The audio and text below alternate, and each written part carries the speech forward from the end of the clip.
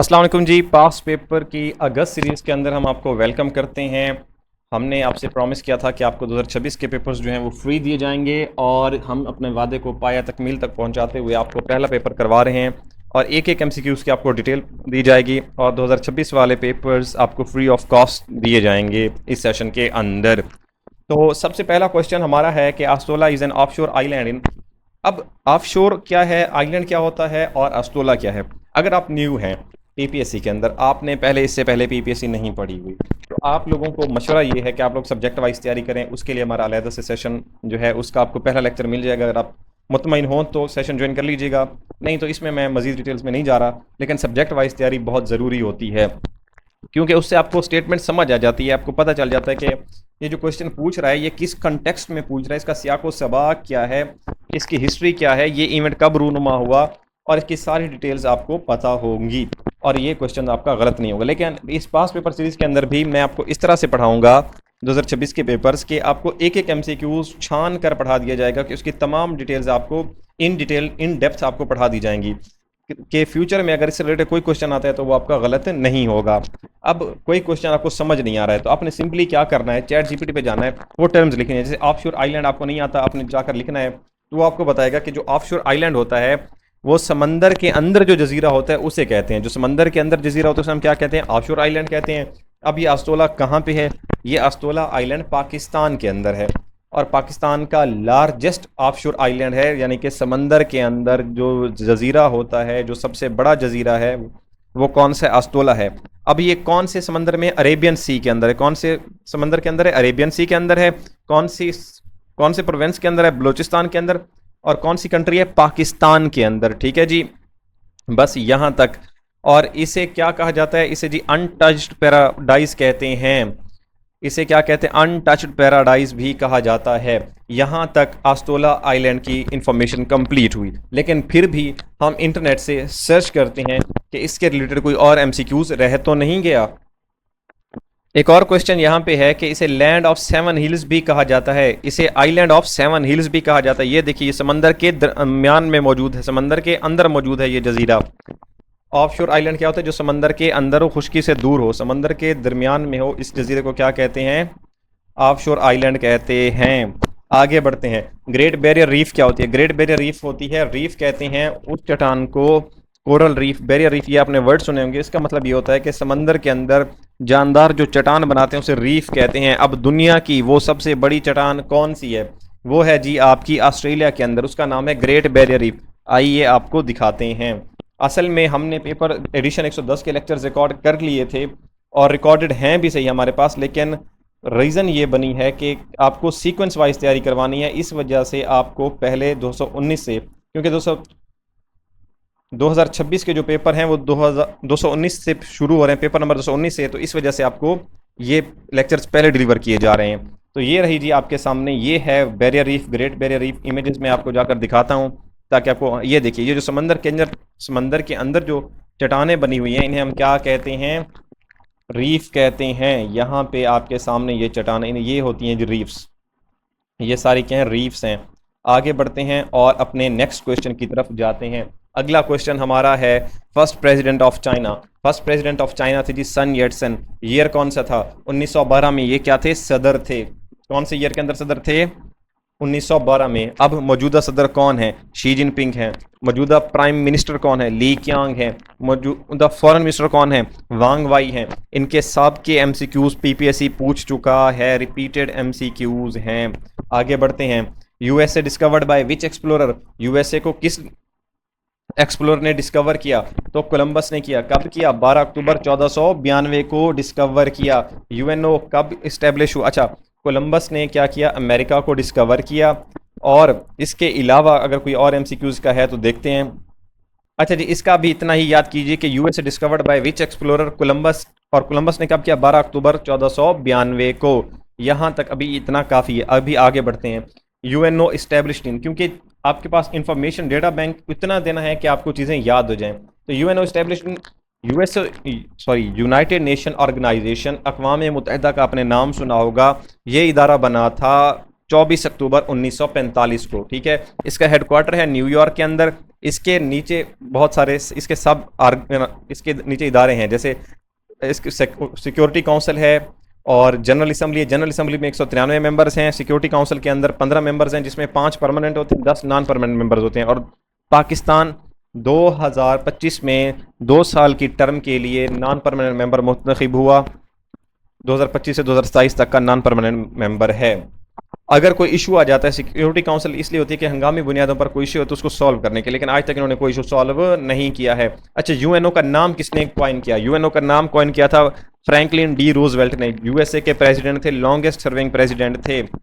आगे बढ़ते हैं, यहाँ तक इसके रिलेटेड तमाम एमसीक्यूज हमने आपको कवर करवा दिए हैं। यूएन ह्यूमन राइट्स काउंसिल ये कहाँ पे है? ये भी यूनाइटेड नेशंस का एक इदारा है। अच्छा, ये न्यूयॉर्क के अंदर है जी। और ह्यूमन राइट्स डे मनाया जाता है कब? 10 दिसंबर को। 10 दिसंबर को ह्यूमन राइट्स डे मनाया जाता है। आइए इसको जरा कंफर्म कर लेते हैं जी। तो 10 दिसंबर को ह्यूमन राइट्स डे मनाया जाता है। और यूएन का डे कब मनाया जाता है जी? 24 अक्टूबर को यूएनओ का डे मनाया जाता है। अच्छा, यूएस ने कब कंप्लीटली विथड्रू किया अफगानिस्तान के अंदर?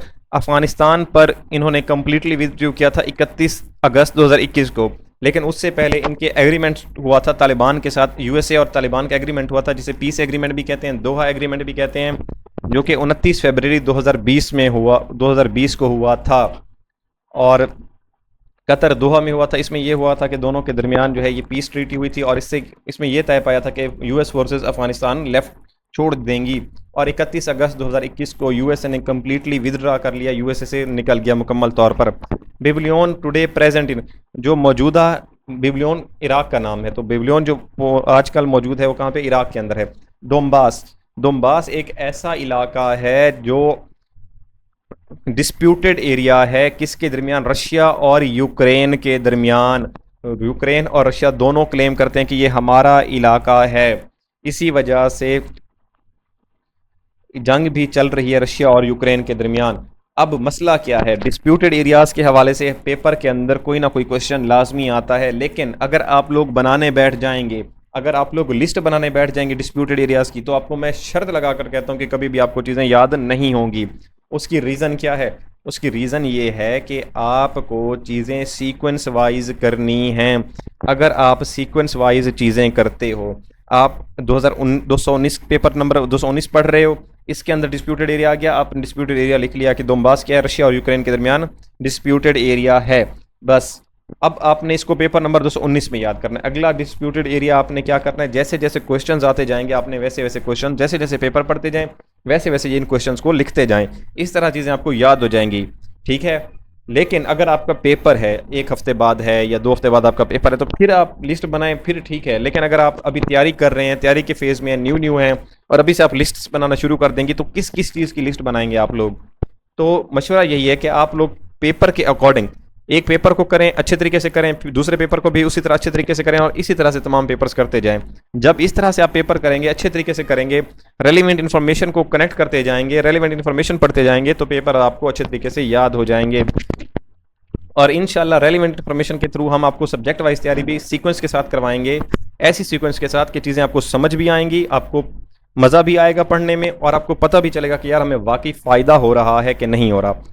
और हमने सब्जेक्ट वाइज प्रेपरेशन का स्टार्ट किया क्रिएशन ऑफ यूनिवर्स से, कि यूनिवर्स कैसे क्रिएट हुआ, कितने दिनों में क्रिएट हुआ, साइंस क्या कहती है, और इस्लामिक स्टडीज़ क्या कहती है, दुनिया का पहला ह्यूमन कौन था, पहला मेल कौन था, पहली फीमेल कौन थी, उनके बारे में पीपीएससी कौन से क्वेश्चंस पूछता है, उनके इवेंट्स क्या थे।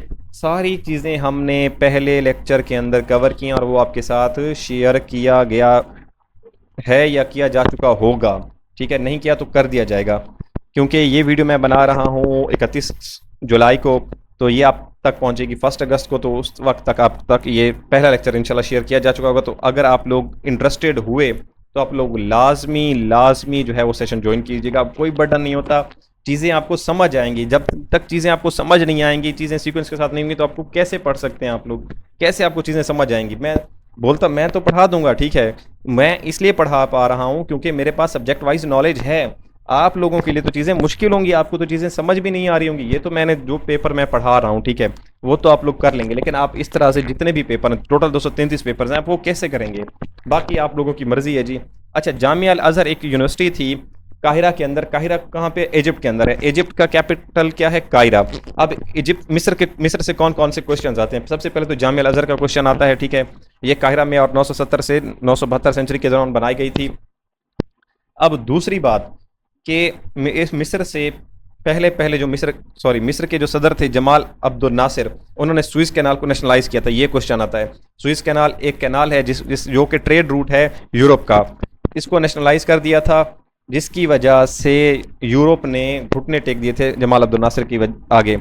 और इसके बाद मिस्र के एक और सदर थे अनवर सादात, इन्हें नोबेल पीस प्राइज मिला था। इन्होंने इसराइल को तस्लीम किया था इन 1979 या 1978 के अंदर, इन्हें नोबेल प्राइज मिला था। और 1970 से 1982 तक ये क्या थे, सदर थे, तीसरे सदर थे अनवर सादात। नीचे क्वेश्चन भी आया हुआ, देखिए मैंने अभी इस क्वेश्चन की तरफ देखा भी नहीं था और मैंने चीज़ें आपको पहले ही क्लियर कर दी। तो यही फायदा है कि जब आप लोग इस तरह से पढ़ेंगे तो आने वाले क्वेश्चंस आपके ऑलरेडी टैकल्ड होंगे। अब नेहरू रिपोर्ट का उसने क्वेश्चन दिया है कि नेहरू रिपोर्ट प्रिपेयर की गई थी किसके जवाब में? लॉर्ड ब्रिकनहेड ने चैलेंज दिया था कि अगर आप लोग अपना कानून बना सकते हैं तो कानून बनाकर दिखाइए। इसकी हिस्ट्री क्या है कि गवर्नमेंट ऑफ इंडिया एक्ट 1919 जब आया था तो उसमें यह कहा था कि आपको 10 साल बाद कानून बना दिया जाएगा। और उस कानून के लिए कमीशन आया था 1927 में इंडिया के अंदर, लेकिन उस कमीशन के अंदर एक भी हिंदुस्तानी शामिल नहीं था, जिसकी वजह से इंडियंस ने कहा कि हम इस कानून को नहीं मानते। तो लॉर्ड ब्रिकनहेड उस वक्त उन्होंने चैलेंज किया था कि नेहरू को कि अगर आप इतने काबिल हैं तो आप हमें अपना कानून बना कर दे दें, हम उसको नाफिज कर देंगे, उनको इन्फोर्स कर देंगे। तो इन्होंने ऑल पार्टीज बुलाई थी 1928 में। नेहरू रिपोर्ट 1928 में आई थी, ठीक है जी। और ऑल पार्टीज कॉन्फ्रेंस भी कब हुई? 1928 में। साइमन कमीशन 1927 में बना था और 1928 में तकरीबन हिंदुस्तान आया था। अनवर सादात तीसरे सदर हैं और इजिप्ट से इनका ताल्लुक है। इजिप्ट का कैपिटल क्या है? काहिरा है। और काहिरा के अंदर क्या है? जामिया अल अज़हर है। यूनिवर्सिटी स्टूडेंट कंपटीशन, ये स्टूडेंट्स कंपटीशन गेम्स थी और ये जापान के अंदर हुई थी, क्रिस्टोनार्स के अंदर। कैपिटल सिटी ऑफ जर्मनी की जो कैपिटल सिटी है वो बर्लिन है। कनाडा का कैपिटल ओटावा है, बहुत रिपीटेड क्वेश्चन है। ब्रसल्स का कैपिटल बेल्जियम है। पोलैंड, नॉर्वे और स्वीडन जो हैं इनको अभी आप छोड़ दीजिए। Ahaggar mountains are located in which continent? Africa. क्योंकि आपके ऊपर अभी बर्डन नहीं डालना है, अभी आपको चीज़ें अच्छे तरीके से करवानी है, तो अभी आप लोग सिर्फ जो कैपिटल्स हैं इनको लिखते जाइए, याद करते जाइए। अहगार माउंटेन्स क्या हैं? अहगार माउंटेन्स हैं साउदर्न अल्जीरिया के अंदर, जो कि नॉर्थ अफ्रीका में आता है। तो अगर माउंटेन्स का क्वेश्चन आ जाए कि अगर माउंटेन्स किस कॉन्टिनेंट के अंदर है, तो अफ्रीका कॉन्टिनेंट के अंदर है। कॉन्टिनेंट क्या होता है? एक बड़े आजम होता है। दुनिया में कितने बड़े आजम हैं? 7 बड़े आजम हैं, ठीक है। और हम किस बड़े आजम में हैं? एशिया में हैं, ठीक है जी। और हम कौन सी साइड पर हैं? साउथ एशिया पे हैं, जनूबी एशिया के अंदर हैं हम। अच्छा, विच आउट ऑफ द फॉलोइंग, इनमें से कौन सी जो है वो एनजीओ नहीं है? JFCR एनजीओ नहीं है, WAR एनजीओ नहीं है, JDF फाउंडेशन, एलन लेन जो है फाउंडेशन एनजीओ नहीं है। बाकी सारी क्या है? एनजीओज हैं। अच्छा, फादर ऑफ ज्योमेट्री कौन है? यूक्लिड को फादर ऑफ ज्योमेट्री कहा जाता है। अभी इतना काफ़ी है। हाउ मैनी, अच्छा, ICC चैंपियंस ट्रॉफी का जो इवेंट हुआ 2025 में, उसमें टोटल 8 टीम शरीक हुई। इसका होस्ट पाकिस्तान था, लेकिन इंडिया ने कहा था कि हम पाकिस्तान नहीं आएंगे सिक्योरिटी रीजंस की वजह से। इस वजह से इसका जो फाइनल था वो इंडिया और न्यूजीलैंड के दरमियान हुआ था। कहाँ पे? दुबई के अंदर, दुबई इंटरनेशनल क्रिकेट स्टेडियम में। अच्छा, 2020 के ओलंपिक्स जो थे उनको इनॉग्रेट किया था एम्पीरियर नोरूटो ने। जहांगीर खान रिमेन अनबीटन इन स्क्वाश। जहांगीर खान जो हैं ये स्क्वाश के one of the greatest player हैं। ये कंसेक्यूटिव 555 मैच जीते हैं और 5 साल तक ये अनबीटन रहे, ठीक है। और ये किस चीज़ के प्लेयर थे? स्क्वाश के प्लेयर थे। ताल्लुक इनका कहाँ से है? पाकिस्तान से। इतने MCQs काफ़ी हैं, इतने MCQs ही वो पूछता है। टेक्सला जो सिटी है वो बुद्धिज़्म से रिलेटेड है, बुद्धिज़्म से एसोसिएटेड है, यही क्वेश्चन इसका आता है हर बार। Radcliffe arrived in India on, Radcliffe जो है कौन था? बाउंड्री कमीशन का चेयरमैन था। बाउंड्री कमीशन क्या है? जिसने इंडिया और पाकिस्तान की सरहदों का तयन करना था। तो ये 8 जुलाई 1947 को पाकिस्तान आया था। अगला क्वेश्चन, मकतूबात इमाम रब्बानी। मकतूबात इमाम रब्बानी जो हैं ये मशहूर काम है, ये किसका है? शेख अहमद सरहंदी का। शेख अहमद सरहंदी कौन है? जिन्होंने अकबर के दीन इलाही के खिलाफ जिहाद किया था। मलाखारा एक सिंध के अंदर गेम है, कबड्डी टाइप गेम है। और फर्स्ट कॉन्स्टिट्यूंट असम्बली जो है वो बनी थी, डिसमिस हुई थी 24 अक्टूबर 1954 को। और चीफ जस्टिस मुनीर ने नज़रिया ज़रूरत अपनाते हुए इस फैसले को सही करार दिया था। इसके खिलाफ अपील की थी मौलवी तमीज़ुद्दीन ने। जो कि उस वक्त स्पीकर थे असम्बली के। Which country first recognize Pakistan को ईरान ने तस्लीम किया था सबसे पहले। और अफगानिस्तान पाकिस्तान का सबसे बड़ा मुखालिफ रहा। पाकिस्तान जब पाकिस्तान की क्रिएशन हो गई तो 30 सितंबर 1947 को पाकिस्तान ने यूएनओ को ज्वाइन किया। अगला एमसीक्यूज भी आपका कवर हो गया। तो उस वक्त बाकी तमाम कंट्रीज़ ने पाकिस्तान की हिमायत की, लेकिन जो एक हमसाया हमारा है वो हमारे खिलाफ हुआ, वो कौन था? अफगानिस्तान। अच्छा, कायदे आज़म से एज ए गवर्नर जनरल किसने जो है ओथ लिया था? तो चीफ जस्टिस अब्दुल रशीद ने जो है कायदे आज़म से हल्फ लिया था। ज़ियाउल हक ने मोहम्मद खान जुनेजो की गवर्नमेंट को डिसमिस किया था। ज़ियाउल हक ने 1978 के अंदर जो है मार्शल लॉ नाफिज किया था, आइन को मुलतवी किया था, मनसूख नहीं किया था।